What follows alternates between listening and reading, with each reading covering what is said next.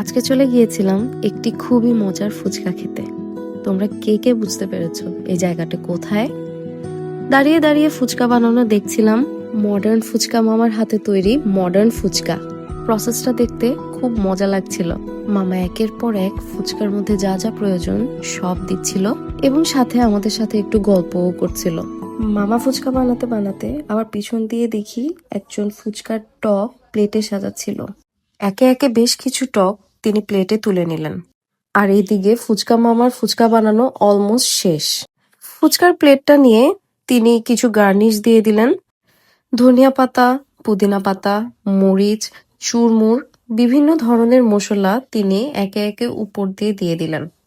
এই তো ফুচকা রেডি হয়ে গেল। এখন জাস্ট টকগুলো দেয়া বাকি। 2 ধরনের টক মামা দিলেন ফুচকার মধ্যে। এই ধরনের ভিডিও আরো পেতে চাইলে অবশ্যই একটি ফলো দিয়ে রাখবেন। Bye bye.